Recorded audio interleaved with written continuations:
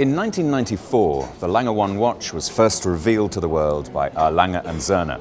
So it is a great pleasure to be joined by a man who has owned many of the Lange 1 watches, and I think it's fair to say has loved them. So, Michael Hickcox, tell us about that first moment where you first came across the Lange 1. What did you think? Sure.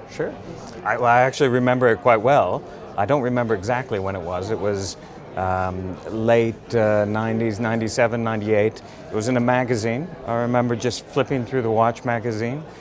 There was an ad, and back then it was such a new brand, so it wasn't the great big polished advertising we might see today. It was just a quarter or a third of the column on the page, but it had the Lange 1 there, and there represented was, a watch that unlike anything that I'd ever seen before. And it really captured the eye, and I thought, oh, what's that? And I have to really discover more about that. It was a very effective ad from that point of view. It worked on you. It did. And particularly worked on you. I've read a lot about you. You were immersed in the world of watches in quite a detailed way from a very young age by your godfather. Yes, I mean, it's very much a family hobby. It's one that you get to share with others. It's like any hobby, it's about people. I think watches are just a fascinating sort of insight into others. And for me, I was fortunate enough to have someone who's like another father that I sort of explored the watch world with. And we just happened to be traveling in Europe in April of 1998, went to our first Basel fair. I toured my first watch factory.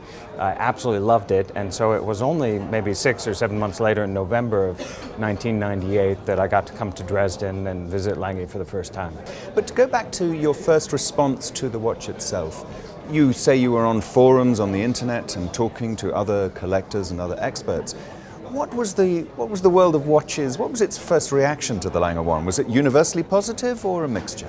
In the watch world in general, there was tremendous excitement because this was watchmaking at the very highest level, the very highest. And there weren't many companies that were doing the kind of finishing that Lange did. We'll talk about some of the innovation that they brought to the industry.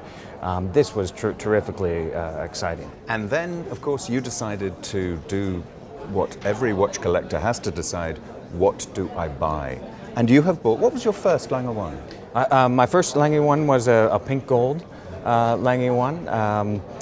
It was an interesting time actually because there wasn't a broad dealer network in the U.S. Where I was living at the time, and so I actually flew a third of the way around the world to go buy this watch. Wow! Which so it wasn't was just walking exciting. into a local shop. You travelled to get it. That's right. I mean, this was a period of time you had the internet, so it seemed close. But if you actually wanted to see one of the watches, I mean, for me on the west coast of the United States, there wasn't a dealer for 2,500 miles. Could I ask you about the pleasure of owning a Lange 1? What sticks out for you with that? One of the wonderful things about this watch is the terrific engineering that Lange brings to bear that you would certainly expect and hope for in a German precision watch. You really get a sense for this when you wind the watch and you feel the smooth operation. You see the power reserve indicator rising, and you can compare that tactile sensation to all sorts of other watches and understand what a true luxury this is, how well made this piece is. And do you get a similar level of pleasure from the mechanism itself, the look of it? Is that another part of the private joy of ownership? Without a doubt, and of course Lange's finishing is just absolutely top-notch. The Lange 1 is actually a fairly austere movement because it has this German three-quarter plate, which is a very stable, very secure way to make a caliber. It's one that maybe you don't see as much going on, but it affords the opportunity to have terrific Geneva stripes on it, fantastic finishing. This is clearly one of the great enjoyable things. So I have to use that opportunity to ask, could I possibly see what you're wearing at the moment? Yes, absolutely. So I brought two of my Lange 1s with me today. On the wrist, I have a platinum Lange 1. This one very unusual because it has blue steeled hands on it, which is something that It's not a unique piece by any stretch of the imagination, but it's not terrifically common. This is the so-called stealth, the Lange 1 stealth. The stealth. But then the hands have been changed to be much easier to read with the blue steel, so it's no longer technically a stealth. The other watch in my pocket here is a very early model, one of the first models of the Lange 1.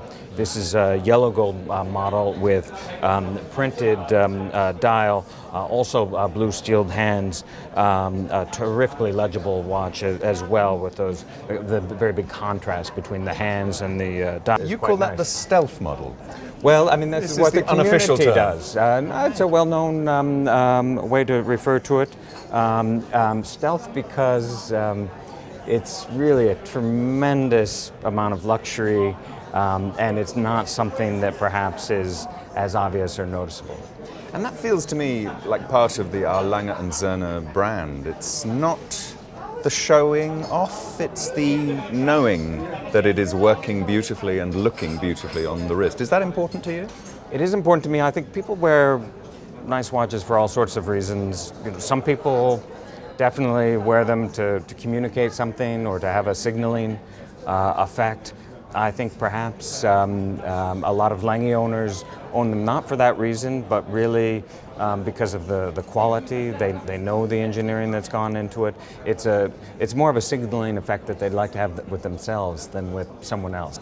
I will say at the same time, when you do meet someone else on those rare occasions that might also be wearing a Lange, this is also a wonderful moment.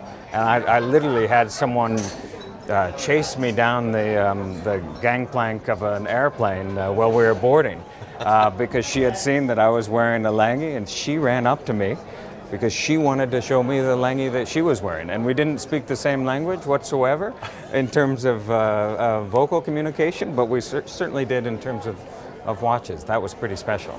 Michael Hickcox, thank you so much. A wonderful introduction to the Lange 1. Great pleasure. Thank you. Thank you.